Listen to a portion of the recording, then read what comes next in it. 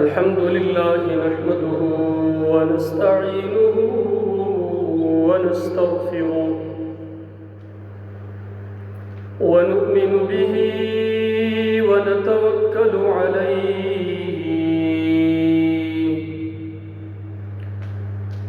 ونعوذ بالله من شرور أنفسنا ومن سيئات أعمالنا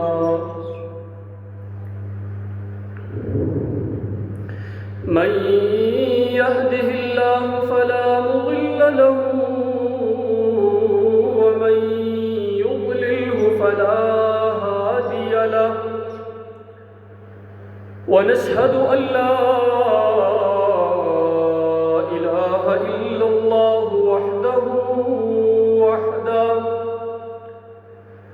وحده لا شريك له ونشهد أن سيدنا وسندنا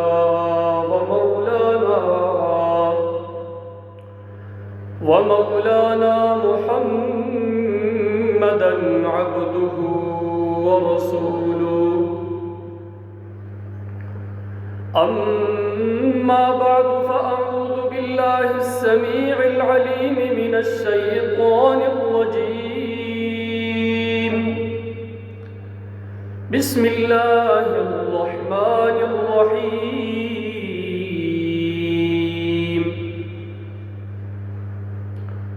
ولا تقولوا لمن يقتل في سبيل الله أموات بل أحياء ولكن لا تشعرون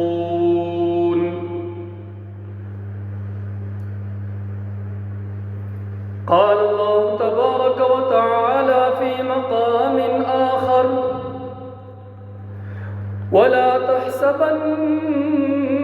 الذين قتلوا في سبيل الله أمواتا بل أحياء عند ربهم يرزقون فرحين بما آتاهم الله من فضله ويستبشرون بالذين لم يلحقوا بهم من خلفهم ألا خوف عليهم ولا هم يحزنون يستبشرون بنعمة من الله وفضل وأن الله لا يضيع أجر المؤمنين صدق الله العظيم وصدق رسوله النبي الكريم ونحن على ذلك لمن الشاهدين والشاكرين والحمد لله رب العالمين. میرے واجب الاحترام معزز بزرگوں، آپ حضرات کے سامنے قرآن کریم سورہ بقرہ آیت نمبر 154 اور سورہ آل عمران آیت نمبر 169، 70 اور 71 اللہ رب ذوالجلال کی توفیق سے تلاوت کی. دعا ہے کہ اللہ رب العالمین مجھے ان آیات کے صحیح معنی اور مفہوم بیان کرنے کی توفیق عطا فرمائے اور ساتھ ہی ساتھ اس پر ہمیں اس کے معنی اور مفہوم پر عمل کرنے کی توفیق عطا فرمائے. چونکہ محرم الحرام کا مہینہ ہے اور شہادتوں کا مہینہ ہے، ہر مسلمان جب اپنے حالت ایمان میں پختہ ہوتا ہے تو پھر موت اس کے لیے تحفے کی صورت میں پیش ہوتی ہے، اور وہ اپنے لیے موت کو بطور تحفہ پسند بھی فرماتا ہے۔ اور مومنین میں اگر دیکھا جائے تو نبی کریم صلی اللہ علیہ وسلم کے اصحاب، آپ علیہ الصلاۃ والسلام کے اہل بیت رضی اللہ تعالی عنہم اجمعین میں سے بڑھ کر امت میں اور کوئی نہیں۔ اگر دیکھا جائے تو ہمارے لیے سب سے اول مخلوق اگر شمار کیا جائے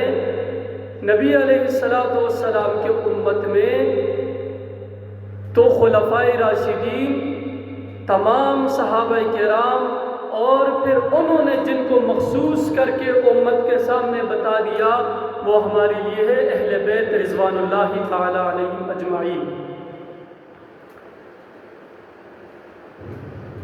قرآن کریم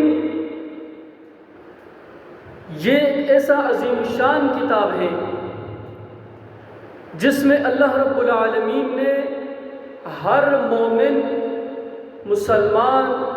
منافق، کافر، فاجر اور فاسق سب کا نقشہ کھینچ کر سامنے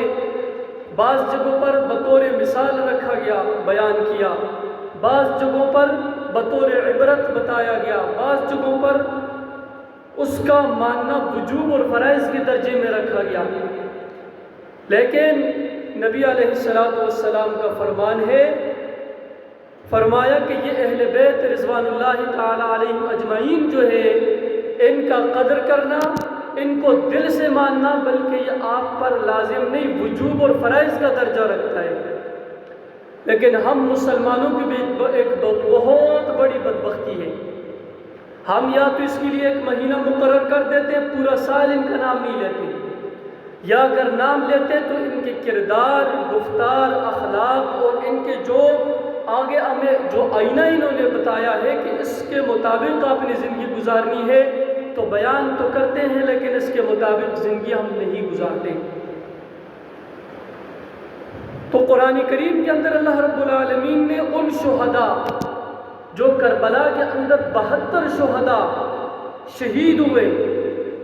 ان مومنین کا نقشہ بھی کھینچ کر فرمایا کہ یہ شہادت کوئی عام چیز نہیں ہے، اور حدیث کے الفاظ ہے کہ کوئی شخص بھی دنیا سے جا کر واپس دنیا کی تمنا نہیں کرے گا جنت میں سوائے شہید کے، وہی کہے گا کہ لوددت ان اقتل فی سبیل اللہ ثم احیا ثم اقتل ثم احیا ثم اقتل، کاش کہ میں پھر مارا جاؤں، پھر اللہ کے راہ زندہ کیا جاؤں، پھر اللہ کے راہ میں شہید کیا جاؤں اور پھر زندہ کیا جاؤں۔ یہ شہادت کی تمنا صرف وہ مومنین کریں گے جو اللہ کے راستے میں بغیر کسی ریا کے، بغیر کسی دکھلاوے کے، بغیر کسی کو جان دکھانے کے، صرف اللہ کو رضا کرنے کے لیے اس دنیا سے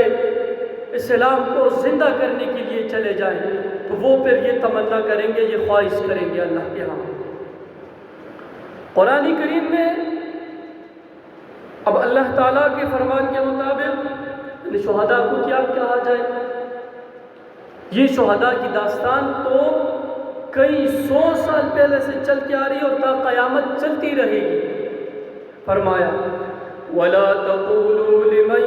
يُقْتَلُ فِي سَبِيلِ اللَّهِ أَمْوَاتٌ، اور تم نہ کہو لِمَن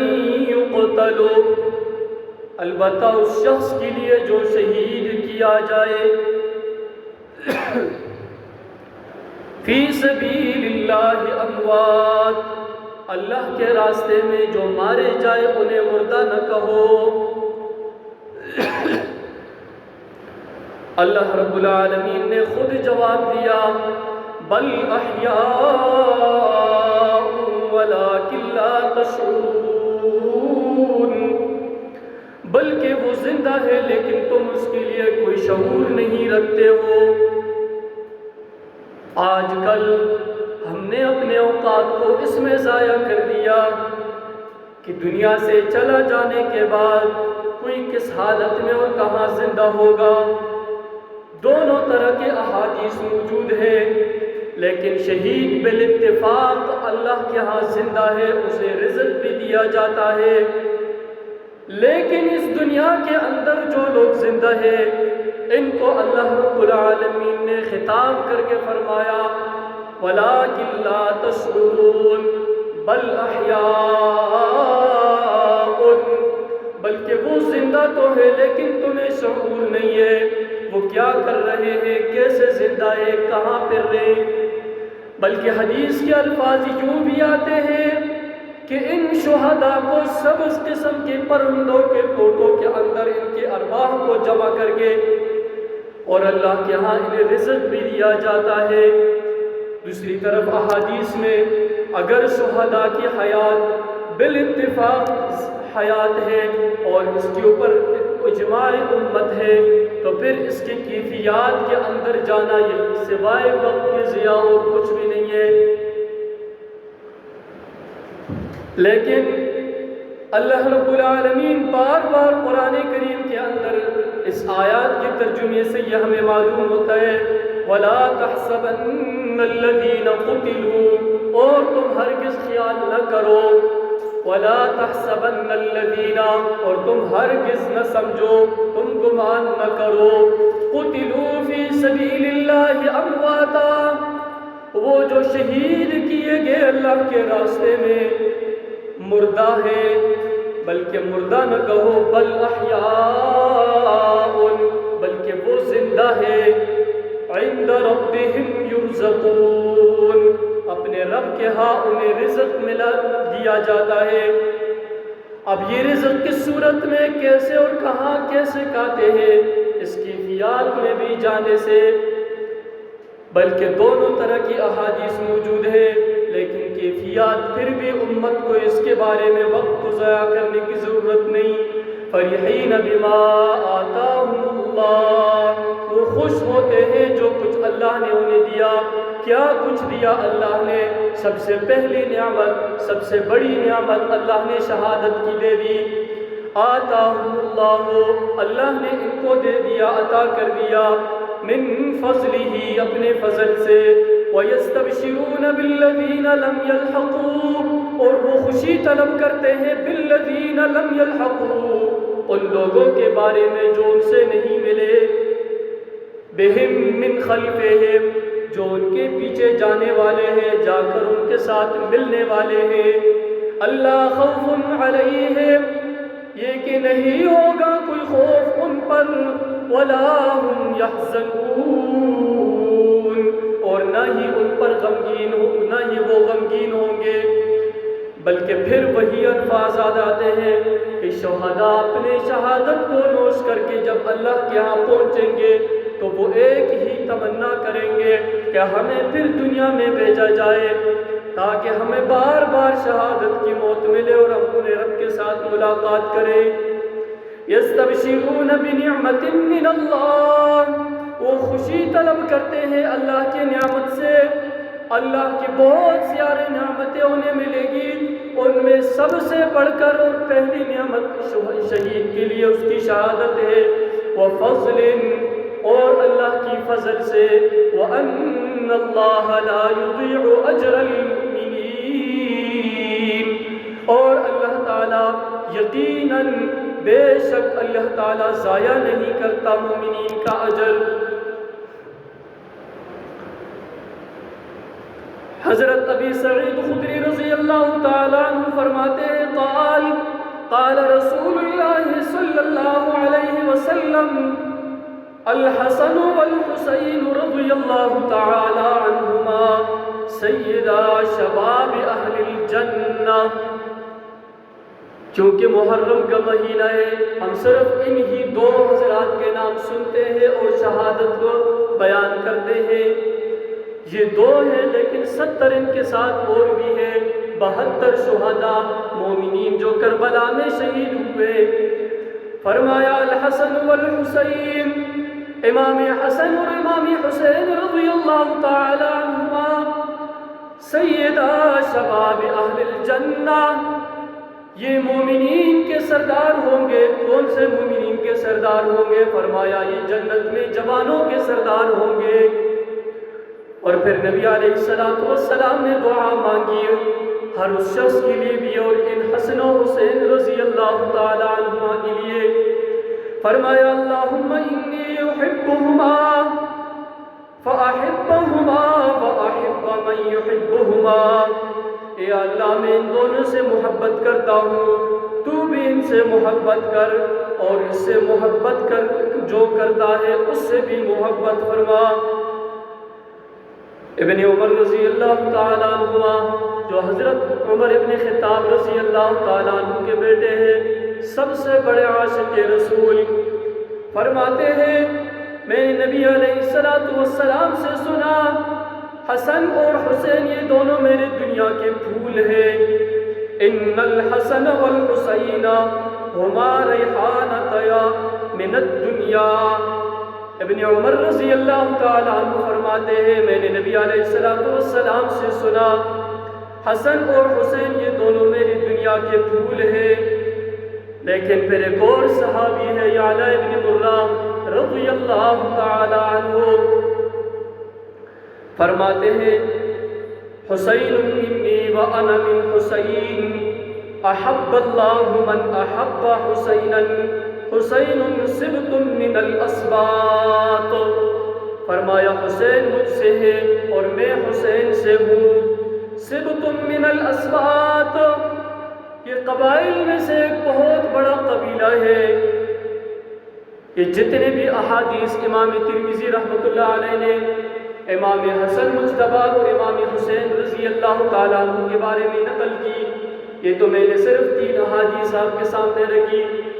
لیکن جب کربلا کے میدان کے اندر امام حسن مجتبی امام حسین، خاص کر کے امام حسین رضی اللہ تعالیٰ عنہ کی طرف جب کوفیوں کی طرف خطوط آئے، کوفیوں نے جتنے بھی خطوط بھیجے وہاں 4 اشخاص تھے جنہوں نے نبی علیہ السلام کی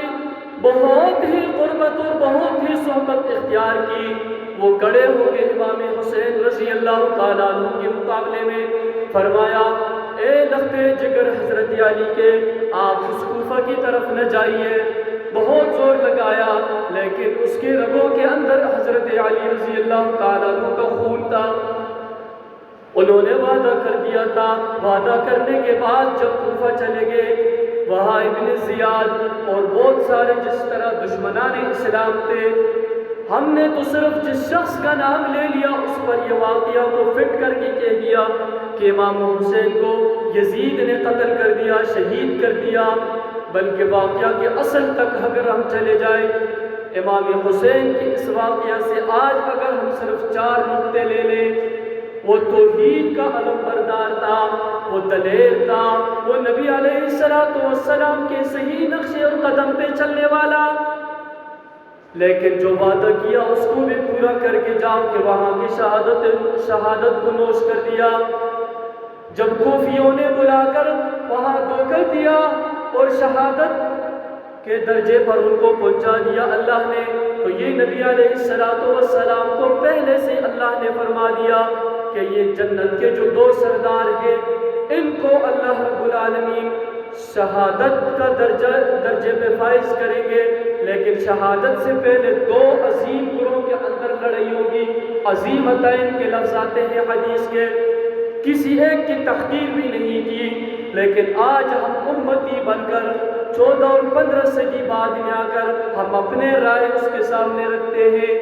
ہم ایک کو غلط اور دوسرے کو صحیح کہنے والے بن گئے۔ جو اللہ کے رسول کے قریب اصحاب تھے، ہم ان دونوں کے درمیان میں جھگڑے کو بھی پیش کر کے اور تقسیم کرتے ہیں، اپنے رائے پیش کرتے ہیں، لیکن امام حسن کے اس فیصلے کو دیکھیں، امام حسن کے اس فیصلے کو دیکھ لیں کہ جب سب واقعہ کو ہم پڑھیں گے تو ہمیں 3 نقطے وہاں سے پھر ملتے ہیں۔ سب سے پہلا نقطہ، امام حسین رضی اللہ تعالیٰ عنہ نے آخری وقت پر بھی نماز نہیں چھوڑی، آخری وقت پر بھی اللہ کی توحید کو بیان کیا، آخری وقت میں بھی اپنے وعدے کے اوپر ان العہد کان مسئولا، یہ جو وعدے کی پاسداری ہے یہ فرائض میں سے ہے، اس فرض کو بھی پورا کیا۔ لیکن آج کل اگر ہمارے والدین میں سے، ہماری اولاد میں سے، ہمارے عزیز و اقارب میں سے کوئی جنازہ ہمارا ہوتا ہے تو ہماری نمازیں ہم سے چھوٹ جاتی ہے، ہماری تلاوتیں ہم سے چھوٹ جاتی ہیں، ہم اپنے تمام تر عبادات کو چھوڑ دیتے ہیں، کھانا ہم سے نہیں رہتا،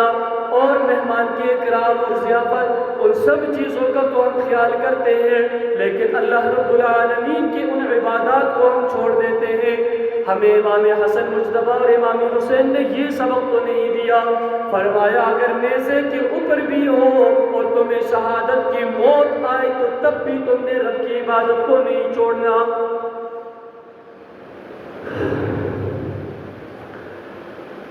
امام حسین رضی اللہ تعالیٰ عنہ، نبی علیہ السلام نے فرمایا عشاء کی نماز ہے، نماز کو ادا کرتے ہوئے سجدے کو اتنے لمبا کر دیا کہ صحابہ کرام کو یہ خدشہ ہوا کہ آقا علیہ السلام اس دنیا سے چلے گئے، لیکن جب سجدہ کو پورا کر کے تحیات میں بیٹھے اور سلام پھیرا، سلام پھیرنے کے بعد نبی علیہ السلام سے بہت سارے صحابہ کرام نے یہ سوال کیا،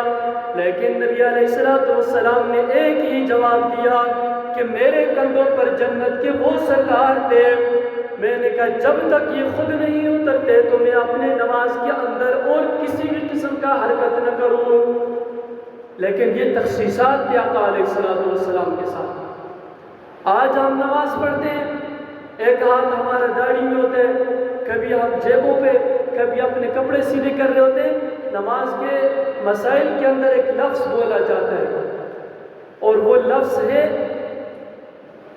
یعنی بہت زیادہ ہم کسی ہاتھ کو کسی جگہ پر استعمال کرتے ہیں اس ترتیب پہ، تو اس وجہ سے 3 دفعہ سبحان اللہ یا سبحان ربی العظیم، سبحان ربی الاعلیٰ، ان تسبیحات میں سے 3 دفعہ پڑھنے سے اگر زیادہ وقت میں اپنے ہاتھ کو مشغول رکھا تو ہماری نماز فاسد ہو جائے گی۔ تیسرے ترتیب پہ ہم یہ مثالیں بھی دیتے ہیں کہ صحابہ کرام کے اجسام میں اگر تیر پھنس جاتے تو وہ جا کر نماز میں شامل ہوتے، نماز میں کھڑے ہوتے، اور پھر اس دوران ان کے جسم مبارک سے وہ تیر نکالتے، کیونکہ وہ نماز کے اندر اس حال تک مستغرق ہوتے کہ انہیں تیر نکالنے کا پتہ نہ ہوتا۔ اگرچہ یہ روایت ضعیف ہے یا حسن ہے، غریب ہے، کچھ بھی ہے، لیکن مثال کے طور پر امت کا ایک بہت بڑا طبقہ یہ پیش کرتے ہیں، اور دوسری طرف پہ ہم دیکھیں ہمارا یہ حال ہے۔ تو اہل بیت رضی اللہ تعالیٰ عنہ مجمعین، حسنین کریمین، صحابہ کرام رضوان اللہ تعالیٰ عنہ مجمعین نے ہمیں 3 قسم کی چیزیں دی: توحید، اللہ کی توحید، عبادات وہ جس کے اندر کسی قسم کا شرک نہ ہو، اور پھر غیرت دیا ہمیں، بے غیرتی نہیں دی۔ یعنی نبی علیہ السلام جس وقت دنیا سے چلے تو چلنے کے بعد حضرت ابوبکر اور عمر اٹھے، فرمایا جس نے نبی علیہ السلام کی عبادت کرنی تھی وہ آج اس دنیا سے چلے گئے، ان کا رب اس دنیا سے رخصت ہو گیا، اور جس نے اللہ کی عبادت کرنی تھی وہ آج بھی زندہ ہے، پہلے بھی زندہ تھا، اور تا قیامت نہیں بلکہ ہمیشہ کے لیے زندہ رہے گا۔